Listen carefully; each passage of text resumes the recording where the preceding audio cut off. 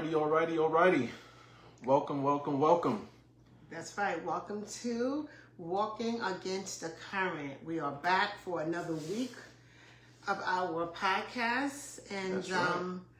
We're ready to go. Yes. So listen, if you're on here, please like, share, comment, hit at followers, at highlights. That's right. We have our computer up tonight so we can see the comments. That's right. I enjoy the comments. I really enjoy them when they're coming in, and we're going to do our best to answer each comment. So Yes. Keep them coming. Yeah, so guys, tonight we are talking about a topic that I really love. It's called emotional intelligence. So listen, this topic right here was not taught in schools. Nope. You know what I'm saying? And I'm actually reading a book right now by Daniel Goleman, and it's called Emotional Intelligence. And it's so profound because so many people think in life to be successful, you have to have a high IQ. So we was taught about IQ all throughout schools, right? Right. Having a high IQ, test scores, but people don't have a high EQ, which is emotional intelligence. Right. So I'm gonna jump right into this, man. Jump into it. So what is EQ, right? What is EQ? So the ability to recognize, understand, manage, and influence emotions, both your own and those of others. Okay. When you think about emotional intelligence, it comes down to even conflict, right? Think about situations to where you wanted to react, Okay. or you wanted to, as the people say, clap back on somebody. You know what I'm saying? But you use the emotions of saying, hey, let me not respond the way I want to respond. Right. Let me not be emotional. Let me not make emotional decisions. You talk about that a lot when it comes to us as your children. Hey, don't make emotional decisions. That's right. Right? Pray about stuff. Pray about things. And I was talking to a guy today because I got asked about mentoring some young men. Oh. And in a facility. Oh. And was very profound. And I shared a quote that I learned when I used to be a correctional officer in the Department of Corrections. It was a quote that I heard an inmate say, and it stuck with me. It was etched into my mind, like we talked about. Good. And he said, when it comes with emotions and when we do things out of anger, he said 10 seconds can get you 10 years. Yeah, I know you say that often. That's my favorite line. Yeah, 10 seconds can get you 10 years. Making a bad choice. Oh my God. Making a bad choice. So listen, you guys are in for a doozy tonight. This is a topic that is really, really important. You don't hear about it enough, and quite frankly, it needs to be talked about. And I can honestly say that's not something I actually worked on teaching you guys. So, that's why I tell people all the time, you're never too old to learn, because we are ever learning. So as Lawrence gave me this topic tonight, I was like, ooh, I want to jump in it. I really want to jump in it, and I've been jumping in it because you bought me some books. Yes. He shared some knowledge with me. He paid for it because I always used to buy him books. Now here he comes, he's buying me books. Yeah. So in some of those books, I've been learning a lot. Yeah. So I thank you for that. Yeah. So one of the things that my mom had instilled in me growing up, my whole life, is the power of reading. Yes. And the power of building that IQ, but also having the empathy, the compassion to also operate with your EQ, right? So one of the things I did recently was I went on Amazon and I found a lot of books for my children, and I ordered 15 books. One being emotional intelligence, Atomic Habits, Just a host of them. a host of books for my children about leadership. I bought books for, Sharon. I bought books for my mom that could really help all of us just keep growing and building that mental muscle. One of the things that was profound today, I was talking with a clinical psychiatrist, and she was sharing some things with me and a couple of students around. And one of the things she said is that kids struggle with vocabulary really bad today. And she says one of the main things to do, and I was so proud when I heard her say this, is you encourage your kids to read. Reading builds up vocabulary. She said, why? Because there's going to be different words you come across that you do not know the meaning of. And what do people do when they're typically reading something that they don't understand, whether they enjoy? They come across a line, it's like, what the heck does that mean?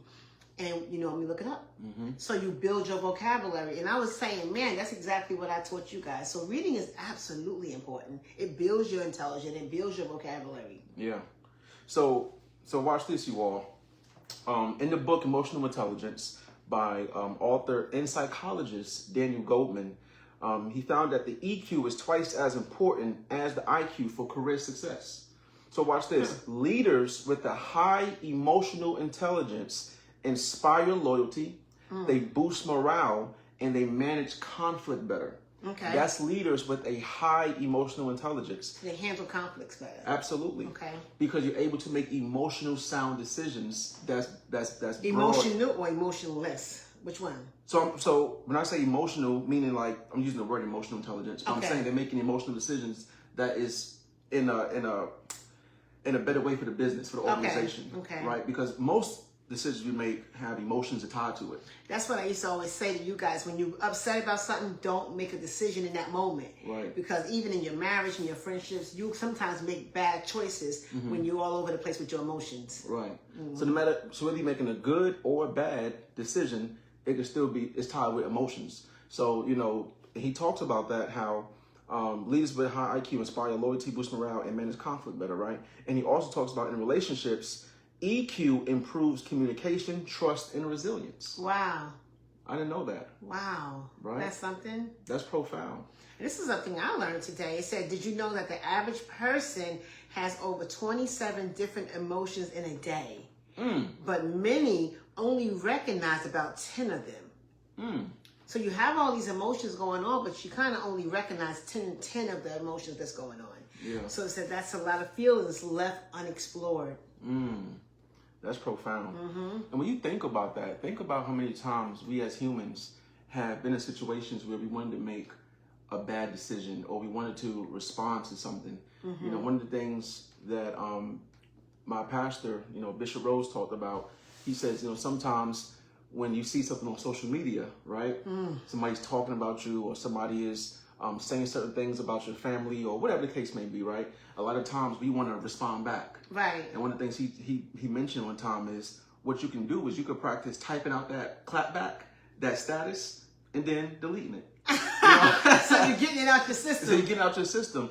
And it goes back to writing, journaling, getting your emotions out and putting them on paper. Right. Because too many times we keep our emotions bottled up and then eventually we explode. That was my question to the audience tonight. What happens when we suppress our emotions like anger, sadness, or even happiness? How does that impact our mental and physical health? So what happens when we suppress our emotions? Like, I love what you said, your bishop said. Get it out, but don't hit sin. Don't hit sin. That's profound. So what happens? What's the question again? It says, what happens when we suppress our emotions like anger, sadness, even happiness? Some people suppress happiness. They are feeling like it's a false pride. Like if I say you're around some people that may not be happy or may not be as successful, they don't want to, talk about their triumphs. Like, oh, I got this or this happened to me. So sometimes they suppress that. So what happens when you suppress that? How does that impact our mental and physical health? Man, I guess for me, it's a situation to where I'm going to stand firm on my words. You know, if you want to impress people, talk about your success. But if you want to impact people, talk about your failures. And that's one of the things I feel like it helps people because vulnerability breeds vulnerability. Right? So when you think about that question, when you suppress those emotions like anger, sadness, or even happiness, you know, you're really kind of hurting yourself in a sense. Absolutely. Because what if you in a therapeutic session where you're around your brothers or your sisters that can really help you get those emotions out, but because of your pride, because of your willingness to not be vulnerable, and because of your shame, right? Then it's like, well, I'm okay, I'm good. And that's something with men. How many times us as men, we say, oh, I'm good, you know, I don't need nothing, you know, but deep down, you need so much, even with the men's group. Right. The last session we had, and I got to figure out a way to kind of keep the vulnerability so fresh when it comes to the men group, because as it grows, you're going to have new men coming in that wasn't present for the previous meetings. So they didn't inherit and build those bonds originally, so they may not be as open to be vulnerable on their first meeting, which may be our third, for example. So like for last week we had some guys that came, and I noticed they wasn't as vulnerable for their first time coming, which is normal, right? But after the meeting, 3 of them came up to me and was like, man, I really had so much I wanted to let out. Oh, but man. I wasn't sure if I could let it out right now, or should I, I was like, brother, this is a safe space. Whatever you have, let it out. Right. So even going back to that question, so many men, we suppress our emotions because of the feeling of, am I going to be laughed at? Am I going to be viewed as less of a man? Am I going to be viewed as weak? Right. Or emotional. Right. You know what I'm saying? And men are not supposed to be what we say? Emotional. Right. And that is so sad that so many men have that thought process that they cannot be emotional. Right. And it's okay to be vulnerable. Oh, yes. And it's okay to be sensitive. I mean, nothing is more attractive to me to see a man be able to express himself. Mm-hmm. You know what I'm saying? And be able to show and speak his truth. Yeah. You know what I mean? And not be vulnerable. So you said, what was that quote that you said you love? I want to hear that again about if you want to impress somebody. Oh, if you want to impress someone, tell them about your success. Mm-hmm. If you want to impact someone, tell them about your failures. So my failure, I got to tell somebody about my failures. Yes. So that is, it started last night where I took my daughter to the store, and to make a long story short, I wound up breaking my car handles and everything else. So I didn't realize that impacted me. Like when she got out the car, she said she was sorry. And I said, okay. And I just said, okay, get out my car. You broke my door is broke. So either way, that was last night. Today I woke up and I knew I couldn't drive my car, so I had to get another car. And next thing I know, I was getting a new garage door. That fell apart. I got to work. It was a lot of stuff was going on. And I really should have stopped and breathed, took a deep breath. Yes. I really should have said a prayer. Maybe called my prayer sisters, because we didn't pray today. Me and my prayer sisters, we didn't pray. So I probably should have prayed. But in all of that emotion that was going on from last night to today, I literally broke a blood vessel in my eye.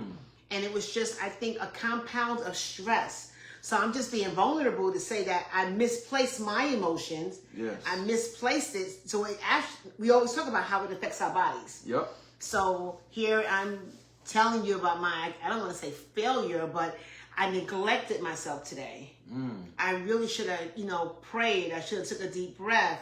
And so it started affecting me physically. So I'm saying what you said about how you want to impress somebody. I want to impress you guys tonight. Impact. I want to make an impact that we have to take care of ourselves. Absolutely. No matter what's going on in our lives, we have to stop and breathe. Yeah. And pull our emotions together. Because the reality is, when you think about it, Jim Rohn is a very profound speaker, and he made a saying. Mm-hmm. I can't think of it verbatim, but it was something like, everything in this world is risky. The moment you was born, it got risky. You got that right. You know what I'm saying? Especially you. Yeah, the moment you was born, it got risky. When I was born with all kind of situations. Yes, you was. And thank God I'm still here today and breathing and alive and healthy. But he said it's all risky. Right. Waking up is risky. Going to work is risky. Right. Investing is risky. Starting a new business is risky. Getting married is risky. And sometimes we allow all of those risks to cause us to make emotional decisions that could be a blessing or a hindrance. Oh my goodness. And then the biggest thing he said is, out of all the risk, you still will not make it out this world alive. Ooh, that's profound.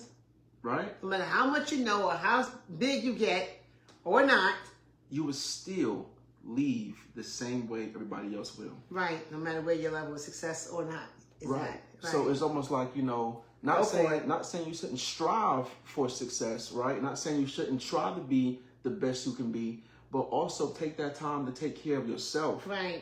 Be there for yourself. Have that self-care day. Don't allow situations to overwhelm you, like we talked about before. Don't have a bad day, have a bad moment. Right. Because we have to live in this life moment by moment by moment. And it's so funny because in the moment I felt myself feeling not myself, if that makes any sense. And in that moment, I quickly went to YouTube. I tried to put on some piano music or something to really calm myself down because I was emotional. Yeah. I was upset. Everything wasn't stayed on track, so I was upset. Yeah. And I was jumping all over the place emotionally. So I wasn't using my emotional intelligence. But in a desperate plea, when I started feeling the symptoms of myself, I put on some piano music. And I was like, okay, and I talked to myself down, like, you better calm yourself down, and stop acting up, Right. And so I did. And then I also called for some prayer. I reached out to my prayer family, and immediately I started changing it in here. Right. Because seriously, it gets in here, and you start to build up anxiety and stuff. Especially when I walked in the bathroom, I was like, "Oh my God, my eye!" You know what I mean? And I was like, "What in the world's going on with my eye?" Right. So I knew then. I was like, "Okay, you went too far." Yeah. And that's so profound. But how many times do we as people do that? Right. Right. We all do it. So listen, I'm gonna give you guys some real life examples of emotional intelligence in the workplace, in the family, and with leadership. Right. So in the workplace, here's an example. A manager noticed tension in a meeting and pauses to let people voice concerns before moving forward, preventing a blow up. Okay. Right?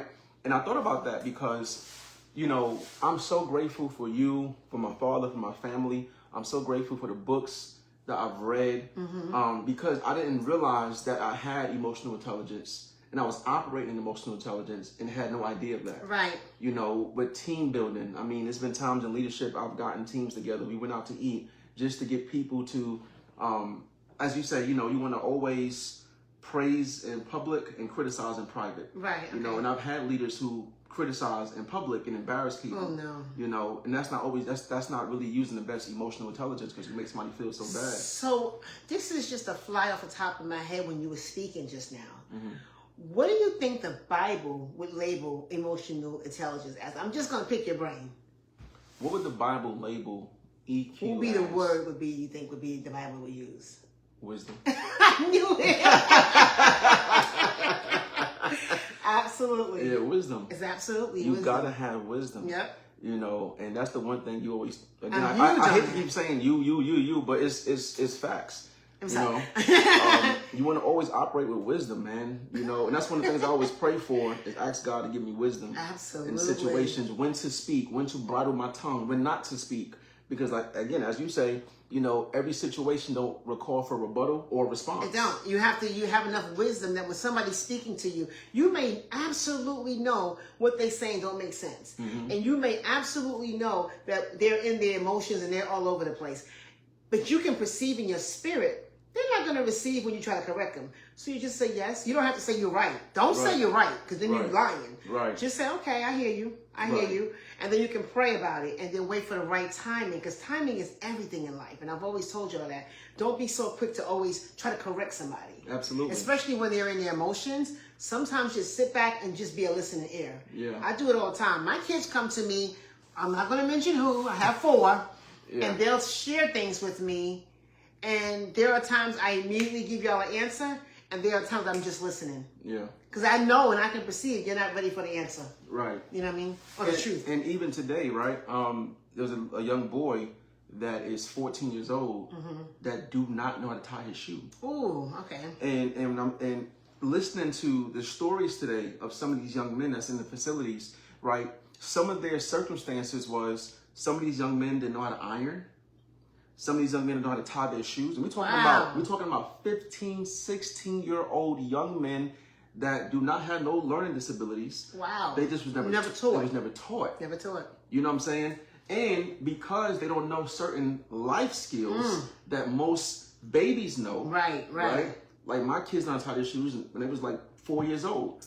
You got a 13, 14 that know how to tie his shoes. But because they know how to tie his shoes, he used that emotion of feeling like I'm dumb, I'm stupid. Right. So when somebody asks him, why your shoes not untied? You can't tie your shoes, you stupid? He acts out by using rage and wanting to fight. Oh, he don't know how to place his emotions. He don't know how to place his emotions. Right. You know what I'm saying? And that was so profound to me, because the most simplistic and simple things can cause somebody to act out of anger simply because they don't know. And they don't know how to express it. Place it, right. You know what I'm saying? And that's why you have to sometimes be quiet. Be quiet. Don't be so quick to say something like, man, you dumb. Don't be so quick to say that, because you don't know what's going on in that person's heart and mind at that moment. That might have been the one line that ticked them over to do something to even harm themselves. Yeah. Just use wisdom and say, hey, let me teach you that. Yeah. Because honestly, kids today don't know how to really tell time outside of digital. Yeah. You put them in front of a clock, it's like, well, duh. And it's not that they're dumb. I'm one of those kids. I still be like, listen, I wear watches. I wear watches for fashion. I I taught you how to tell time. You did tell me, but listen, I'll be vulnerable. Look, I'll be impactful tonight. I still struggle with telling time like this. Right. I'll be like, 5, 10, 15, 20. You know the bottom number means 30. You know what I'm saying? Right. But I wear watches for fashion, so I still wear my Apple Watch for digital. Right. But that's so true. So it doesn't mean that child doesn't have intelligence. Right. Like you just said, it means they wasn't taught. Right. You know what I mean? So that's fine. And a lot of things today kids don't know. Absolutely. A lot that we know. You all, the new age say that, oh man, we know this. But there is so much that we in the old school know that y'all don't know. That's true. I mean, ask a kid how to do alphabetical order today. Right. They're like, what? You know what I mean? They really don't know how to do some of those simplistic things today. Yeah. But it doesn't necessarily mean that they're not on an intelligent level. It means they was never taught that way. Absolutely. So that's in everything. Like you said, life skills as well. And I'm going to give you, I said I have a workplace, family, and leadership example, right? So the family example was last night I had bought my children, like I said, I bought my kids some books. Right. So I took your advice again, letting the kids read to us. Yep. And Sharon was doing juniors here. And I was like, okay, who wants to read first? Oh, man. How'd that go? It went really well. So he said, well, I want to go first, right? So he was like, reading the book quiet. And I was like, no, let us hear you. That's right. He was like, I know what I'm doing, Daddy. I said, no, let us hear you. You want to hear the story. Right. So as he began to read, there was a couple of words he stumbled across. Right. And there was some words that he was skipping.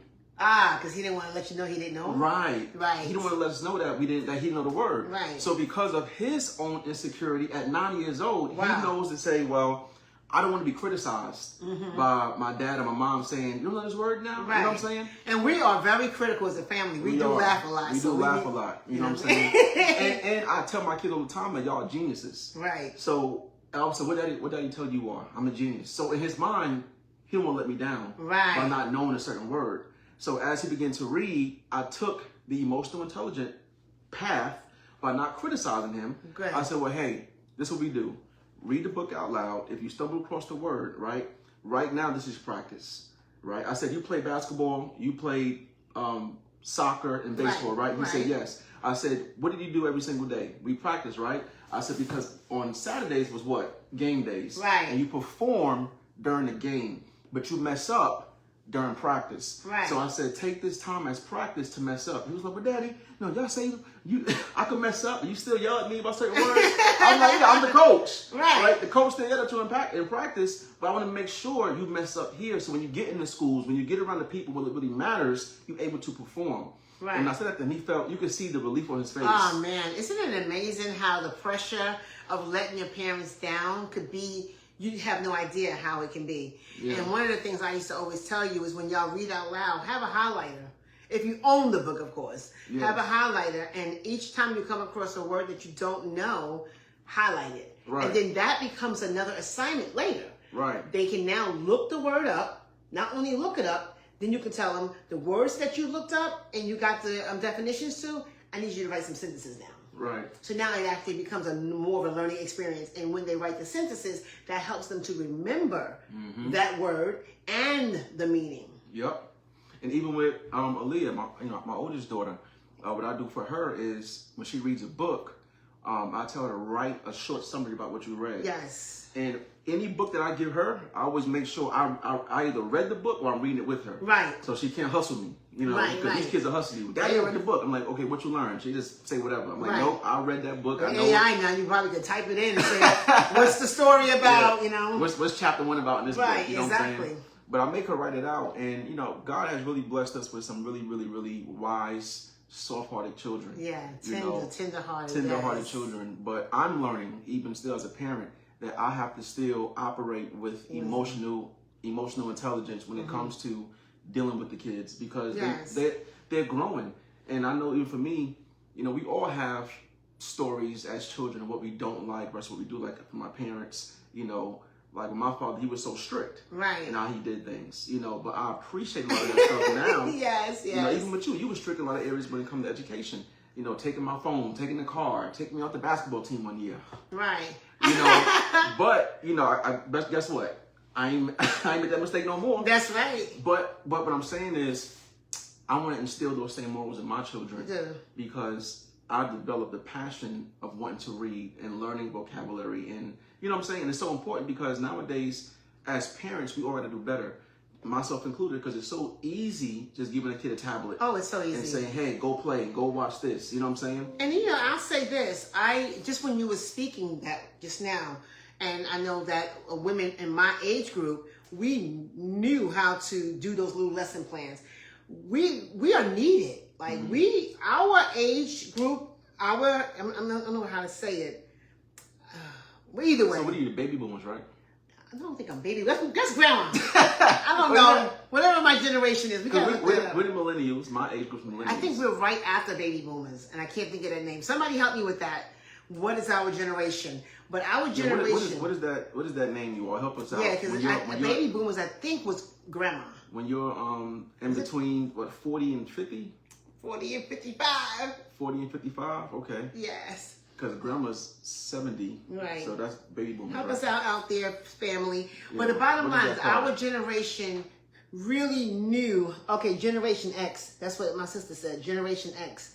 Oh, okay. So that's y'all? That's us, okay. Well, Generation X is needed. We are needed. Okay, yeah. Because we need to come back and help you all, millennials. Yeah. We need to help you guys know how to teach and educate the kids. Yes. Because you all, are moving around with technology too, but like just what I just said with the lesson plan. Get the words, highlight the words, put it in a sentence, look the vocabulary up, get the book. And then all of those life skills that I used to do with you guys, I need to be doing that with my grandkids too. Yeah. So please. Okay. All right. Look, I'm holding you to it now. Okay. Accountability, right? Accountability. So I need to be doing that more. So I need to designate, I don't know, once a month to do a lesson plan with my grandkids. I need to work on that more. Because I love, when I get started, I love it. Right. So here's one about leadership, right? I know when I was supervising the team, when I had to deal with the conflict, I would always praise the team as a whole. Right, okay. You know what I'm saying? Like praising the team as a whole. Like, listen, you guys are doing phenomenal. Thank you for what you do every single day. You don't have to do this, right? You really don't have to do it, but thank you for your service. Thank you for coming to work every day, showing up, being attentive, being on time, being prompt, serving the community. And I learned even these short little cues. I read a book called How to Influence People. And it's God help me, Jesus. Someone's like how to win friends and influence people. Right? Powerful book. And I got Aaliyah's reading that book right now. Good. How to win friends and influence people. And he talked about in the book how a lot of times we'll say you're doing a good job, but right. But the but always come with a negative connotation after that. Right. Exchange the word but to however. Right, I like that. Man, you're doing a great job. However, what we could do is also... Isn't it amazing how you can just change the word? Right. And it just sounds so much better and it can be received better. Yes. You know what I mean? So that's emotional intelligence. I wanted to say this. What's the cost of not being able to empathize with others, especially in tough situations? What is the cost of that? Oh, man, that is profound. When somebody's going through something at work, or, you're in leadership, I'm in leadership. People come in my office all the time needing something. And some of them are struggling, So when they walk in the office, I have to empathize with them. Yeah. Not, show my nose down. It's like, okay, what's going on? So what is the cost if I'm not empathetic to them? If I'm just saying, hey, you got to do this and that's it. Man, I think... so we all have had leaders that was like that. Right. That was not empathetic. Right. And I always told myself, if God ever gave me an opportunity to be in a leadership role, I will always try to strive to put family first. Right. Right. Mental health. Well, now everything's mental health, right? Which is valid. But people do abuse it. But I would always strive to put family first. Right. Because if family first, but definitely yourself, because if self is not right, you can't take care of family. You can't take care of family. And I think it would be a major disservice as a leader not to address someone's concerns and to not be empathetic with their concerns. Right. Sometimes I'm frustrated when people come in with certain situations because in my right mind I'm thinking, okay, this doesn't have to be that way. But it's not my job to mother them. They haven't asked me to mother them. They haven't asked for my advice. They came in there and asked for a solution. Right. So I have to be calm, take my emotions out of it, and just be empathetic. So here's a fun fact. Research shows that empathy can reduce conflict, foster connection, and even help us live longer. A little empathy goes a long way. Absolutely. It really goes a long way. And you feel so much better when somebody handles you properly. Absolutely. You know, when you walk in with a conflict, I had a conflict today. I was very upset that my garage door didn't get placed today, and it was an error on their part. But when I walked in there, not to mention I had the red eye already, so I said I'm gonna calm myself down. But when I walked in there, I was direct. I need you to make this right for me. But then as soon as I said that, I said, but I understand we all are humans, and I understand there's errors that can be made. Yeah. But I just need you to make it right for me. And when I said it like that, I could tell that the manager just calmed down because she thought I was going to come at her like, rah! I mean, in my natural mind earlier, that's what I wanted. But by the time I got there and I was able to use emotional intelligence, I said, it was an error.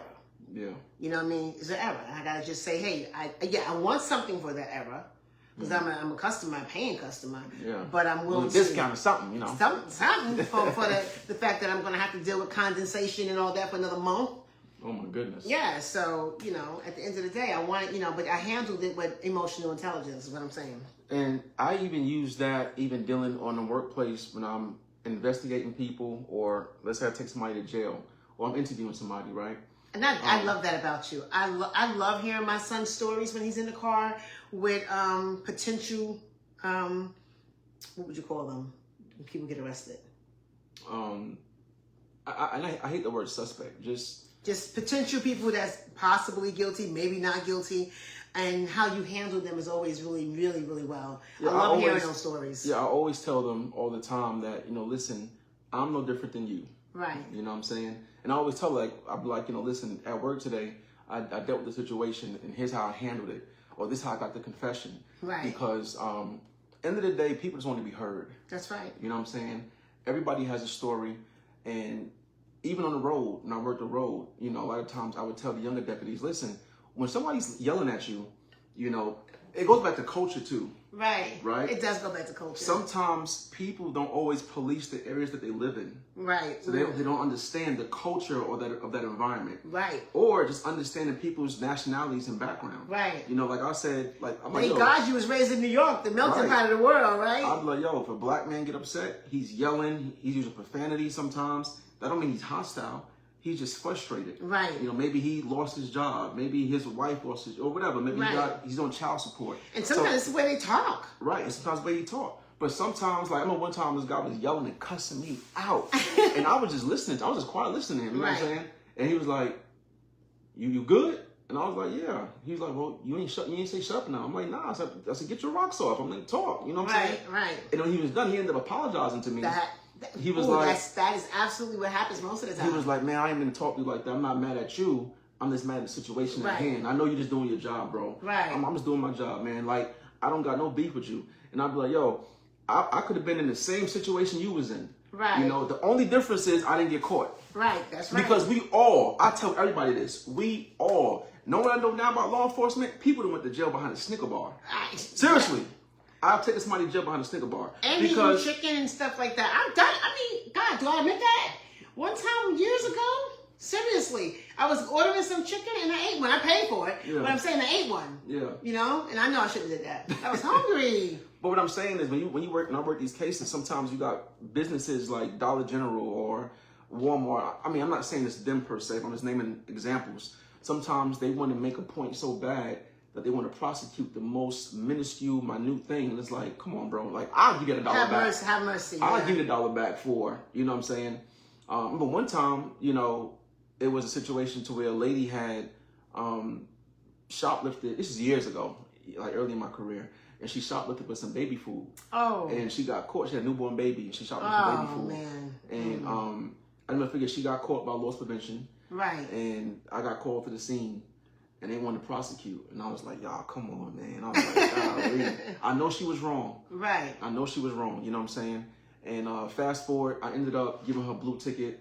I didn't take her to jail. She was in nursing school. Oh, and, man. Thank God for mercy. I ended up paying. It was like what, $14, $15. Because you said, imagine getting a record for $15. Yeah, and fast forward today, that young lady is now a nurse. Praise the Lord. Yep, she's now a nurse. And don't think that that's not a reward you're going to get. Yeah. For having mercy. Yeah. And I remember one day I was at work, I was with a coworker, and she was on her phone. She paid for her stuff and didn't realize something. She really didn't realize something underneath her bag. And they pulled her out and they prosecuted her. It was something like a pair of pants. It was something so simple, like maybe $3. I'm telling you. And they pulled her in the back for it. And she was like, look at my wallet, man. I have it. You know what I mean? But it didn't matter. It didn't matter. I'm telling you, some businesses are so, and I hate to say petty, because I mean they have a right, they're a victim, right? Right. Whether the person know or didn't know, but you know, that's why we gotta have empathy for people, man. We gotta really walk in love. And I'm really a big baby. Like I said, like I saw a post today that said, you know, the older I get, the more I cry. Oh man. You know, and I'm a crier. You know, I'm a big crybaby. And you don't cry in the dark like Michael said? What's the name of that author? Michael, oh man, I can't think of his last name. He said men cry in the dark. You cry out in the daytime? No, y'all cry in the daytime. Good. I think it's so important because, you know, even today, I felt so overwhelmed today that I came back home and I went in the room and I got these blackout curtains. Oh man, I love those blackout curtains. I put on YouTube and I put on some worship music. And I just laid there in my bed, listening to worship music, just thinking, pondering, you know what I'm saying? Right. And I ended up falling asleep. Good. You know? You probably needed that. She always said I need rest. I need rest. Because I don't be sleeping like that, you know what I'm saying? But it was so profound, and it's so important that we let those emotions out, that we do get a good cry. Yes. People don't realize sometimes you need a good cry. A good cry, and you go to sleep so good. After a good cry, oh, I sleep so good when I get a good cry out. Yeah, people don't realize, man, you really need a good cry sometimes. Yeah. Because sometimes we hold so much in. There's so much going on in the world, yeah. It's almost like your bladder. Right. Imagine not urinating. And you know, you gotta urinate real bad, your bladder's like, oh my God, I gotta pee. So imagine holding all those emotions in, man, you know, bust. and it busts, right? All those tears, all those emotions that you don't let out, that you want to let out. There's a certain cry that when you get out, I don't even know what to describe that as. You know that ugly cry? Yeah. They call it the ugly cry. the church cry. You be in church crying. When you be just wailing. It's a certain wail, but when you get it out, you just feel so much lighter and better, you know? Yeah. It's important to be able to cry. It's important. You don't have to cry in the dark. So watch this, guys. Here's some signs of a high EQ, of emotional intelligence, right? You pause before responding when upset. Okay. Right? And I learned that years ago. Like before I respond, just take a deep breath or count to 10, right? 1,001, 1,002, 1,003, and so on and so forth before you respond, because sometimes we just react. Yes. You know? Yes. I was going to say that. Go ahead. Another one is you can disagree without disrespecting. You know, people say all the time, you know, we can agree to disagree. And I don't use that saying no more. Right. You know, I can just say, okay, you know, listen, we can just disagree. Right? We can disagree.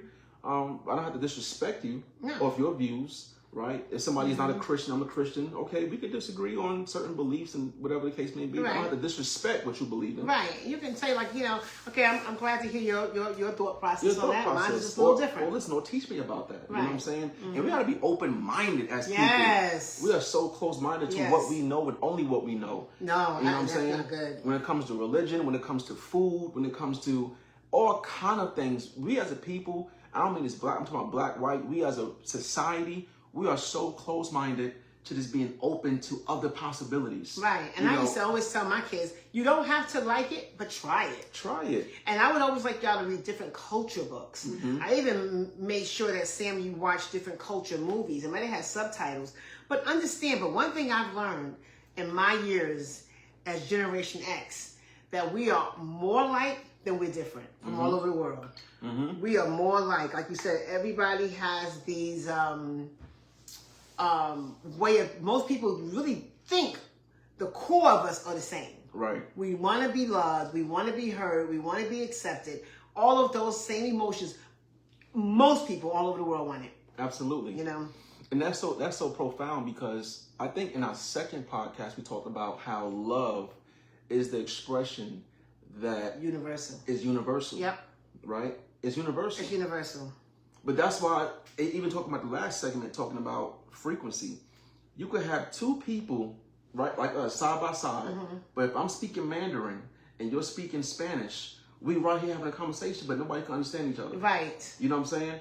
So going back to communication, we gotta be open to other possibilities, open to other ethnicities and other backgrounds and other cultures. But get this, you could be speaking Spanish, I could be speaking Mandarin, and I can start crying immediately. You know what's going on. Something is hurting you. You understand that language. Right.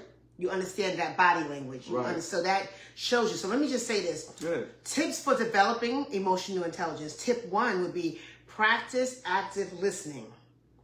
Fully listen to people without interrupting and try to understand their emotions. Right. You know what I mean? Build your emotional vocabulary. Start labeling your feelings. Sometimes when you're in that moment, what am I feeling? Sometimes you don't even know what you're feeling. Am I feeling angry? Am I feeling hurt? You know, what am I feeling in this moment? You know what I mean?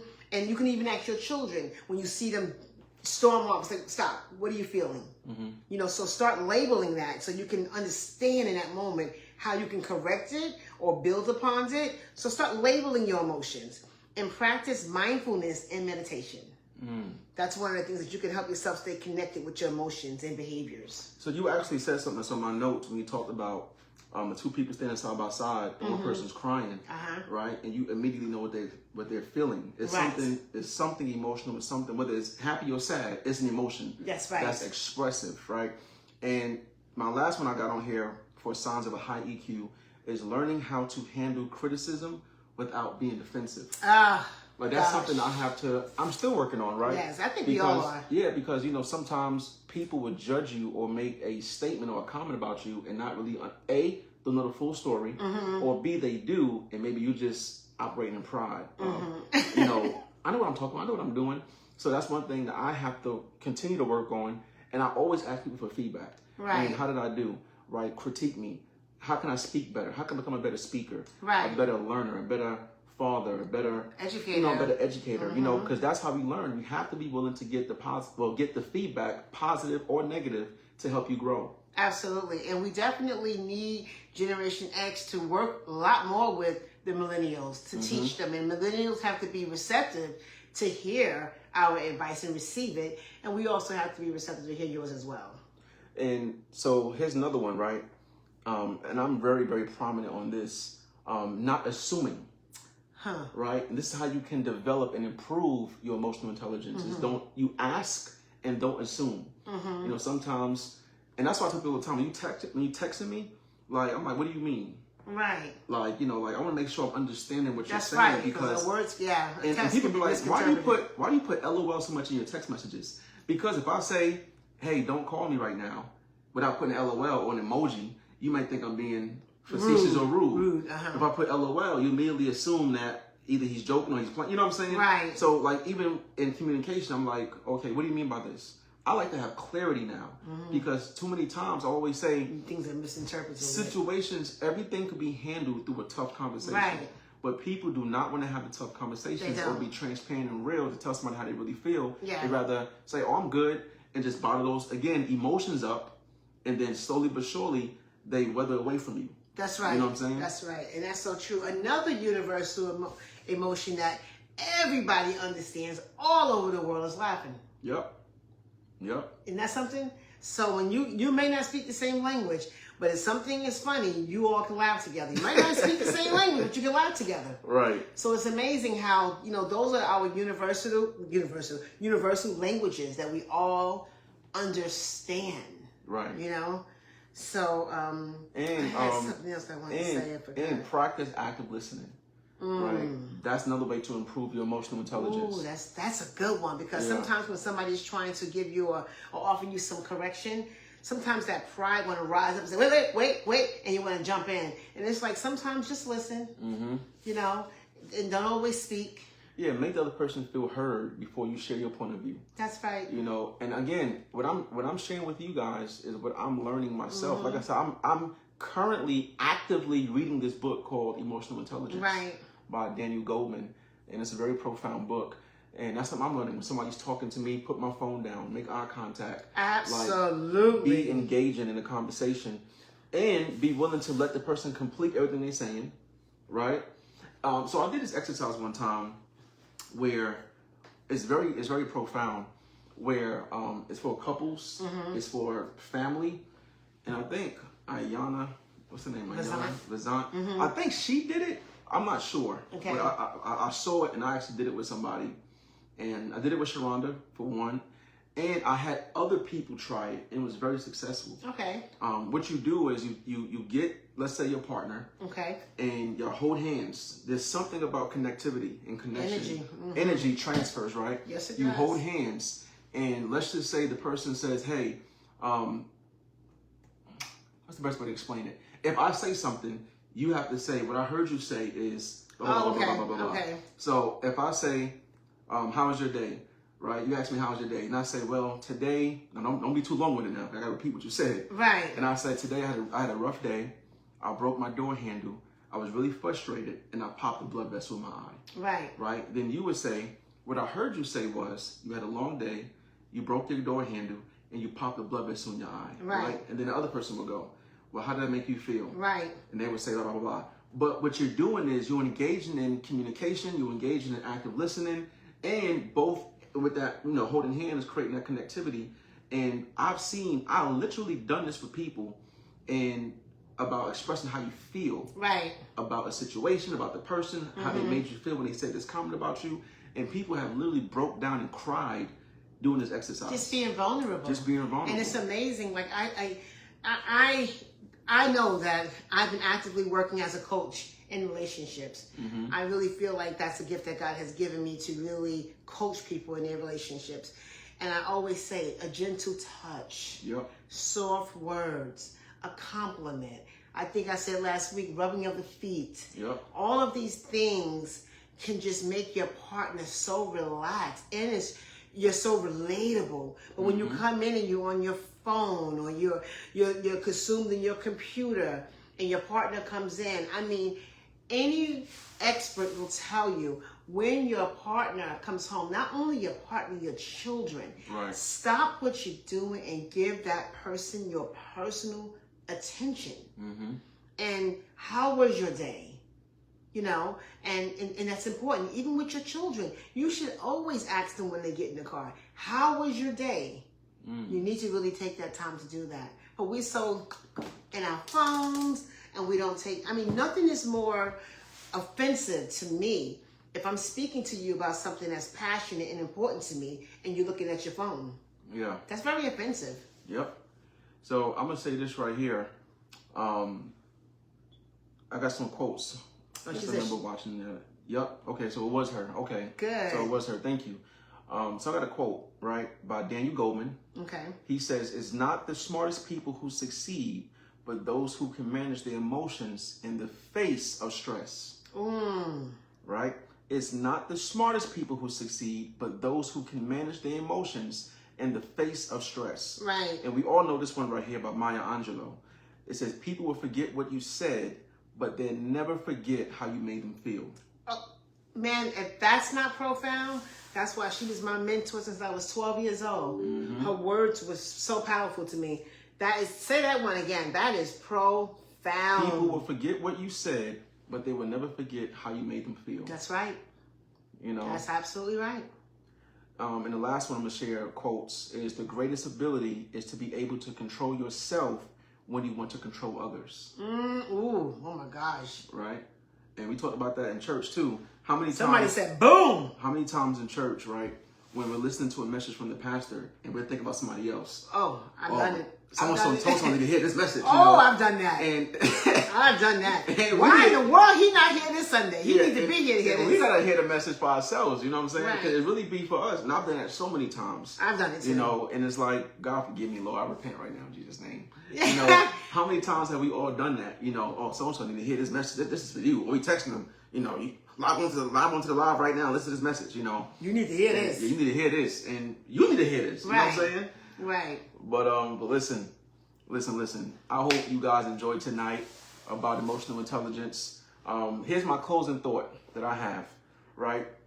Well, let me ask you guys a question. I put some questions in here. Who in your life has amazing emotional intelligence, right? And what do they do differently? So who in your life, I'm asking you, Who in your life that you know has great emotional intelligence, and what do they do differently, in your opinion, that makes them have such a high EQ? Without sounding arrogant, I would say myself. Okay. I would say I feel that I have great emotional intelligence, wisdom. What I do differently is I take the time to listen. Mm-hmm. I ask God to give me wisdom before I speak. Mm-hmm. I don't just blurt out. You know, when you guys come to me, I mean, think about it. When you guys come to me with your situations, most of the time I'm listening to you guys. Not only that, my family members come to me with situations. I'm always listening. So I really do manage my emotions, and I know how to take myself out of it. Meaning that if my daughter's husband, my son's wife, you know, if any of them are having issues in their relationships, they may be having an argument or a disagreement, and I may be there. Mm-hmm. I never take it personally against them. Mm-hmm. I'm able to assess the situation, looking down on it, like not like physically looking down. I'm able to assess it. Yeah, there you go. I'm able to assess it, and we'll deal with it that night, and then the next day I'm done. Mm-hmm. It's over with. I don't hold on to it.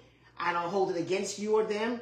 I let it go. Mm-hmm. And I think that's emotional intelligence. You got to be able to assess without getting personal and emotionally involved. Yeah. Just give your wisdom. Yeah. Huh. I like that. I like that. Manage your emotions with sincere intentions. Emotional intelligence. I like that. Yeah. Managing your emotions. Okay. I got another question for you then. Huh. Do you think emotional intelligence, and I'm asking y'all too, do you think emotional intelligence is something that you're born with or something that you develop? I think it's both. Okay. I think some people are absolutely born with just emotional intelligence, supernatural wisdom. I also think it's definitely something you can develop. Yes. Okay. Yeah, I think it's both too. Mm-hmm. So I taught this leadership summit, and you know, people say that people are not born leaders. And I think Harvard said that, which surprised me, because I disagree with that. I think everybody's born a leader. You lead yourself, first of all, right? But I think leadership has to be developed. I think everybody's born a leader, but has to be developed. So I do agree with that. I think everybody's born with emotional intelligence, but it has to be cultivated and learned, you know, over time. Yeah, some is born with it, and some has been developed. Yeah. You know what I mean? I don't know if I think everybody was born with emotional intelligence. I think some of it can be developed. Some people, I think, is born with it naturally. I don't know if I think everybody's born with it. I think everybody's born with it, you know, because it could be developed. It's like anything else. Well, born with it means you're just there already, I would say. No, it's like leadership. Because you could be born. I think everybody's born with leadership, right? But... Oh, really? She did a paper about emotional intelligence. Oh, wow. Wow. Yeah, so I think everybody's born a leader, but again, it has to be developed. Okay. That's just like, okay, LeBron James, right? He was born with a talent of basketball, but he developed that. Kobe Bryant, they in the gym every single day. They shooting 1,000 free throws a day. They putting the work in more than the average, you know, the average player. That's what makes them so great. Only reason why I was saying that, I think about my youngest son.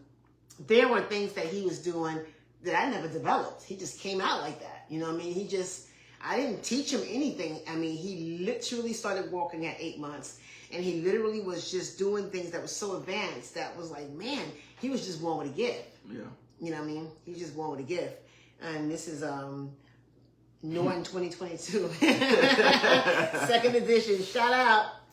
Yeah, I do agree people are born with their gifts. Like, that's just spiritual, supernatural. People are born with those gifts. Oh, you know my what I'm God, saying? yes, yes. So here's my closing thought. Okay. You can have all the degrees, right? All the connections. You can have all the degrees, all the connections, and all the money in the world. But, right? Now, however, but, if you can't manage your emotions and understand others, Ooh. right? If you can't manage your emotions and understand, going back to, like you said, having that empathy for other people, yes, and understand others, right? You're building your life on shaky ground, right? Emotional intelligence isn't just a skill; it's your superpower. I love that. Yeah, I love that. Get me my cape. I want my cape. It's your superpower. I'm coming to the next party as emotional intelligence. Yeah, EQE. Yes, exactly. Emotional intelligence Elizabeth, you know what I'm saying? There you go. So listen, we hope you guys enjoyed tonight. I picked this topic tonight, 3rd week in a row. You know, it's your turn to pick. I'm pushing him now. I'm imparting this. Yeah. But I hope you guys passing the enjoyed. mantle. That's right, passing the mantle. We hope you guys enjoyed tonight's episode. Again, all these shows that we're doing on live, we are putting them on YouTube. Right. So please go to our YouTube channel, Walking Against the Current. Every last video that we have done to date is on YouTube. So please go like, share, subscribe on our YouTube channel. Help us get our, subscribers up? Yes. Subscribers up. And please help us push the word here on Facebook, Instagram, and TikTok. Because it's all about growing. It's all about growing and learning impacting. and impacting others. Walking against the current is basically what we're doing. We're walking against the current. We want to be different. We don't want to be the same status quo. Yes. We want you all to do the same thing because that's how you make the difference. If everybody's doing the same thing, there's no change. That's right. So we want you to be more empathetic. We want you to be more relatable and understanding to walk against the current. That's what our goal is. That is so, listen, it's a book called The Ultimate Coach by a guy named Steve. And it's talking about the power of being. Right. Right. We are human beings. Right. You know, who are you being? Right. Right. And that might be a topic one time. You know, who are you being? Who are we being? Because in the book, it talks about, you know, you have to be somebody. Like when you're scared or you're nervous about something, who is somebody that you know that's fearless. Right. That could go after it. Yes. And in that moment, be that person. That's right. Oh, that's good. You know, when you I'm telling you, you guys gotta share this stuff. People need to hear this. When you're going through a situation in your relationship, right, and your wife, your husband's pissing you off, and now you have to walk in love, right? Who do you know in your life? It could be grandma, who's someone who's super loving no matter what. Right. Right. Well, in that moment, be grandma. Right. You know what I'm saying? But it's teaching you how to be somebody. Right. In that moment. In that moment. Yes, yeah, that's a good one. That's profound. That is. So, and it's titled, you know, who are you being? Oh my goodness. Who are you being? Well, I'll say this tonight. Work at being loving. That's right. Work at being considerate. Work at being patient. You know, I think I'm kind of sort of saying the fruit of the Spirit. Work at living in the fruit of the Spirit. That's what you want to do. And definitely don't be mean. Don't be angry. You know, work at being more loving and empathetic. That's right. And striving to be, emotionally intelligent? That's right. That's right. Let's do it, guys. And you know what I'm saying? Strive to be emotionally intelligent, but also have your IQ up too, right? All right, have your IQ up too. Work on your books and reading and have a good IQ, but definitely focus on your EQ. Sometimes we don't want to get off, but we know you guys got things to do. You've been working all day. Yeah, we set a timer and we way past that time. Yeah, we're way past that time. And sometimes the clock stopped. Like sometimes we be on a live and when we hang up, we still talking. Yeah, we still talking, but we know you guys got things to do. So we thank you for coming in tonight and joining us tonight. And we appreciate you. That's right. We'll see you next week, same time, same place. That's right. Be blessed. Be blessed. I gotta get up and cut you guys off. Thank y'all for tuning in. Yes. Yes. I did it. Oh, yes. I did it tonight. Congratulations. Proud of you. Oh, my goodness.